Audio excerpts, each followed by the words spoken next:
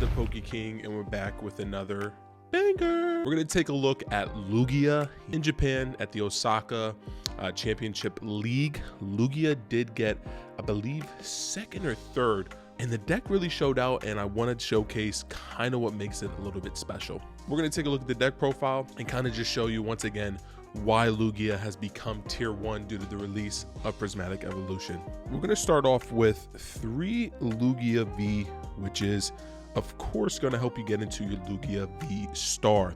Now Lugia V can help you once again dig a little deeper into the deck, get rid of Archeops while you have them in your hand with Read the Wind, discard a card from your hand, and you do draw 3 cards.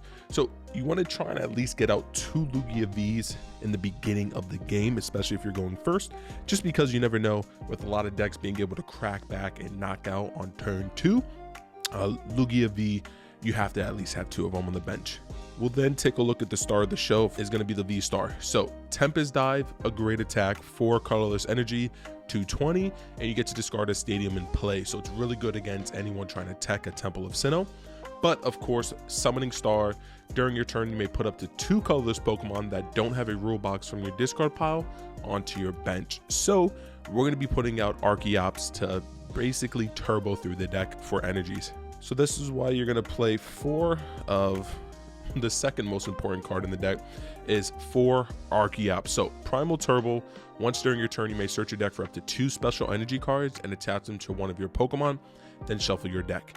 So with Archeops, with Lugia V-Star, we're then able to once again just excel all those energies to our big attackers and take situational knockouts. And you're going to see a lot of the attackers for Lugia are for specific matchups. So Archeops, Lugia V-Star, it's like PB and J.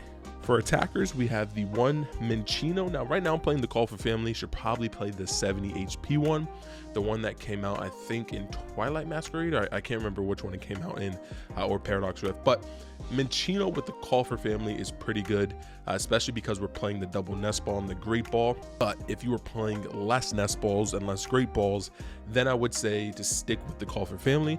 The reason why we don't play the 60 HP as much, and the reason why you probably should play the 70 HP, because of Dragapult. If you guys don't know, with the new Prismatic Evolution being out and eventually the rotation, Dragapult is going to see an uptick in play.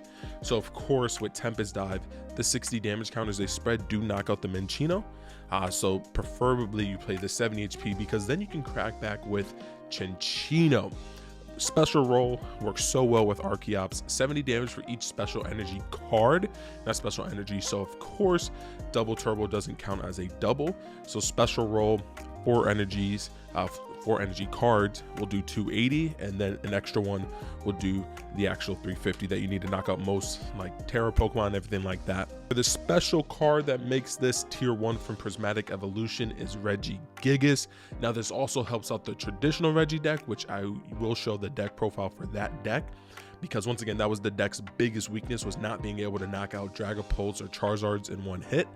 But with the new Regigigas Jewel Breaker 4 colorless energy, it does 100 damage. But if it's if the opponent's active Pokemon is a Terra, it does an extra 230. So this is knocking out Dragapult EXs, and this is knocking out Charizard for 1 prizer is huge. And this is why I think that this gives Lugia a chance to be that next tier 1 deck, because it already is from the standpoint with Regigigas. So we're going to play 2 Lumineon V, very situational from the standpoint of you only really want to drop this when you're either trying to set up like a Jacques, if you don't have any Archeops in the discard pile, but you already have like the Lugia V-Star setup, or if you're trying to get late game boss or do a situational boss play, Lumineon V is very important to get the deck rolling. Now, once again, situational attacker, Iron Hands EX against opposing Lugia decks, also against anything like Gardevoir, Lost Box. You want to pretty much use Ampu very much with Legacy Energy to make this a 1 prizer that ends up taking 2 prize knockouts. And that's pretty much why Lugia becomes that tier 1 deck. It has multiple 1 prize knockout cards, Pokemon, that can become 2 prize beat sticks, where they can take 2 prizes or even heck 4 prizes without actually being knocked out. So Iron Hands EX is really important. You have to play this. Blood Moon or Ursaluna is really good just because of the fact that as your opponent starts to take prizes, the attack for this card becomes less, and with having 260, this is a great attacker into the Dragapult matchup because it's very hard to KO. So Blood Moon is super important for the deck. We're trying out the one Wellspring Mass Ogre Pond. Torrential Pump is pretty good once again to catch decks like Gardevoir slipping. It just allows you to take an advantage of them, and with so much Gardevoir being played in local scene for me, I think right now Wellspring is very good, especially for playing a one game format. And that's why I think that this was in the winning list for Japan, because you're playing a one game format, you can catch an opponent who doesn't know that you're playing this slipping up, and then if you can hit them with a Sob, you pretty much can outright win the game just like that. So Wellspring Mass Ogre Pond, super cheeky, allowing you to take some really cool plays. So I would say for Wellspring, you absolutely should be in for your challenges and your cups, especially if they're best of 1. And then best of 3, you kind of have to decide if it's something you want to run. And then to round it off, we run one Squawkabilly. There's some times where you get busted hands where Squawk just becomes amazing, allows you to get multiple Archeops in the discard pile turn 1, and then also allows you to reset your hand. So Squawkabilly EX is super versatile. It's almost like playing a second Carmine. This is all of the Pokemon, and then next we'll go into all of the trainers and energies. Okay, so for trainers, let's kick it off with one of the best trainers of all time, and yes, it's Professor's Research. Being able to discard Archeops to the discard pile and then getting a fresh new hand is just super versatile. We play 3 bosses orders because once again, this deck is meant to just go 2 prizer, 2 prizer, 2 prizer. So bosses order is super versatile from the standpoint of just being able to bring out whatever you want.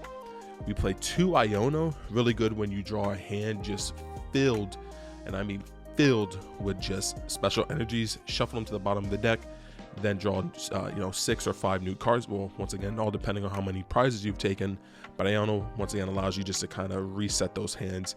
Carmine, really good once again going first. Being able to play a supporter going first is absolutely broken, especially it's like a second Squawk. And then we take a look at Jock. Jock is really good if you're struggling, it's a little slow, but you already have all the Pokemon set up, but you can't get to the Archeops. Use Jock to once again help you with that. Thornton is pretty cool because you can do a lot of cheeky plays with the Cinccino. We do play Night Stretcher, so there's a lot of cool versatile plays that you can do with Thornton to pretty much kind of excel and take these really weird knockouts where your opponent isn't expecting it. So Thornton is super good.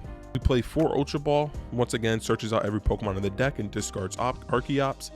And then some people don't play a full 4 of these, but I think it's just right now you still have to because Archeops is that stage Pokemon that it's an evolution. So once again, in the beginning of the game, capturing a moment with an Ultra Ball, you don't mind if it hits a heads or a tails because then you'll just pretty much go from your plays from there. So capture Roma, still got to play a 4 of. We play 2 Nest Balls. Once again, you got to get to 2 Lugia V's at least, or set up a Cinccino. So 2 Nest Balls, absolutely need it. And then we play the 1 Great Ball. It's just a one last searcher to where it can be a little bit more versatile than Nest Ball, but once again, you can whiff. So just be a little careful with Great Ball. What makes this deck special, I think, is the Night Stretcher. I personally like it. Getting back Regigigas, getting back Blood Moon Ursa Luna for good knockouts. You really can't get back Iron Hands EX just because we don't play like a Lightning Energy, so there's no real good use to reuse like Amp You very much. But if you were playing a Lightning Energy, then the Night Stretcher just becomes even more valuable for those 2 prize knockouts with Amp You very much. Play Mezagoza. Debating if cutting this and maybe putting in the Lightning Energy just because it's not really great to give your opponent a chance to get a free Pokemon. So I'm not sure about Mezagoza, but just trying it for right now. Jamming Tower, we play it once again because of Raging Bolt. Certain decks having tools that you really need to get rid of, even things like Ancient Box. Jamming Tower just allows you to get around them. Also slows down the Charizard and Dragapult decks, trying to utilize the 4 Seal Stone. So energies, we'll keep it very simple. You run 4 Jet energies, being able to transition and go in and out with different Pokemon. 4, don't want to have those run away. 4 double Turbo energies, and once again, a lot of other Pokemon are 4 colorless energy attack costs, so having that is really necessary. Now, this is controversial. You can play 3 gift energies and 3 mist. You can play 2 mist and 4 gift. Just trying out whichever one. If you see more Roaring Moon, of course, play the 3rd mist. If you aren't, cut the mist for the extra gift energy. V-Guard, in case you run up against the Regidraco. The Legacy energy, once again, absolutely have to play. It is the A spec for this deck. All right, guys, so that was the deck All right, guys, so that was the deck profile for, in my opinion, the best deck after Prismatic Evolutions. Because of that set releasing, Regigigas does so much for the deck. Once again, it allows it, I think, to compete on the Charizard and Dragapult level. Let me know in the comment section down below, guys, what do you think about Regigigas being in the deck, but also what are some changes that you would make to the deck to just make it even better or more for your playstyle. Make sure to like, comment, subscribe, become part of the Poke Kingdom. It's been your King. Peace.